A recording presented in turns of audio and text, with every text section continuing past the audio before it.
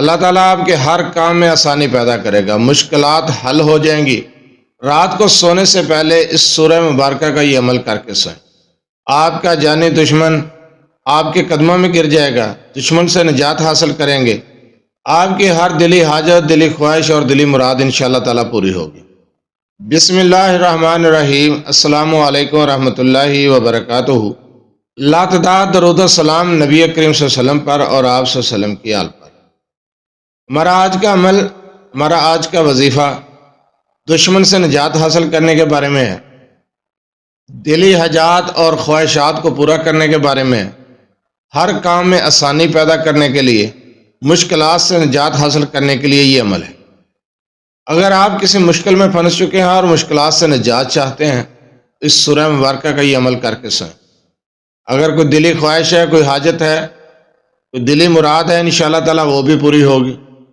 اگر آپ دشمن سے نجات چاہتے ہیں، دشمن سے نجات نہیں حاصل کریں گے بلکہ دشمن آپ کے قدموں میں گر جائے گا انشاءاللہ تعالیٰ۔ اس سورہ مبارکہ کا یہ عمل کر کے آپ سوئیں۔ ویڈیو کی طرف جانے سے پہلے آپ سے چھوٹی سی گزارش ہے، چینل کو سبسکرائب، ویڈیو کو لائک اور شیئر کر دیا کریں۔ یہ آپ کی طرف سے آپ کی محبت، آپ کا خلوص اور ہمارے لیے حوصلہ افزائی ہوتی ہے۔ اگر آپ اپنے مسائل کے بارے میں مجھ سے رابطہ کرنا چاہتے ہیں تو رابطہ کرنے کا ٹائم ہر ویڈیو میں بتاتا ہوں کہ رات 8 بجے سے لے کر 10 بجے تک رابطہ کر سکتے ہیں۔ دن کے وقت کال یا میسج کرنے سے گریز کیا کریں۔ مصروفیات کی وجہ سے آپ کے میسج کا جواب نہیں دیا جا سکتا، تب اعتراض کیا جاتا ہے، تو اس لیے رابطہ کرنے کا ٹائم تو ہر ویڈیو میں بتاتا ہوں، رات 8 بجے سے لے کر 10 بجے تک رابطہ کر سکتے ہیں۔ تو چلتے ہیں ہم اپنے وظیفے کی طرف۔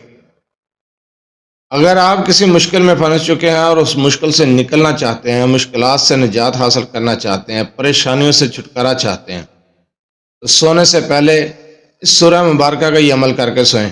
انشاءاللہ تعالیٰ ہر کام میں آسانی پیدا ہوگی، آپ کی مشکلات ختم ہو جائیں گی، مشکلات سے نجات پائیں گے۔ مشکلات کے حل کے لیے سورہ مبارکہ کا یہ عمل بہت ہی مجرب عمل ہے۔ دشمن سے نجات حاصل کرنا چاہتے ہیں، انشاءاللہ تعالیٰ دشمن سے نجات حاصل کریں گے۔ دشمن آپ کے قدموں میں آ جائے گا، دشمن آپ سے خود چل کر معافی مانگے گا، مخالفین جان چھوڑ دیں گے۔ بہت مجرب عمل ہے۔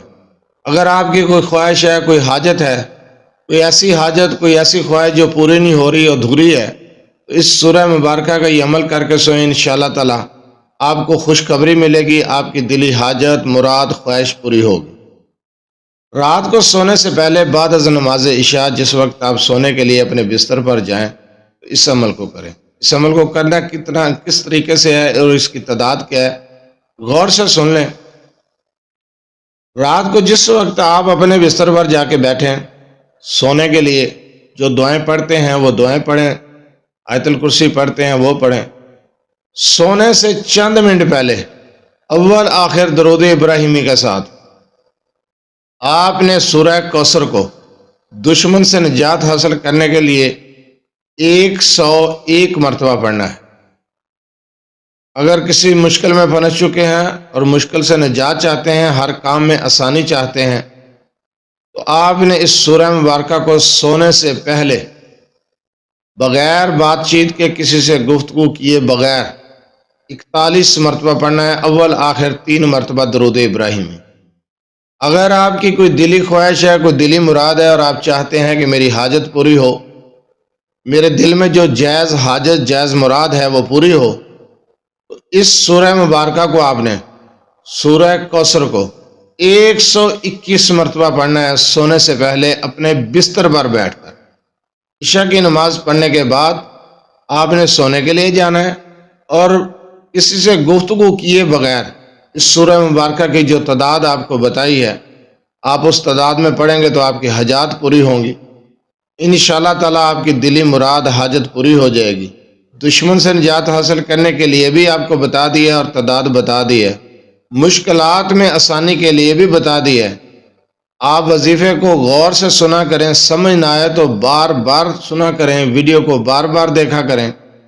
وظیفے کو سمجھنے کے بعد کیا کریں، جو وظیفہ بتایا جاتا ہے اس کے بارے میں بار بار میسج نہ کیا کریں۔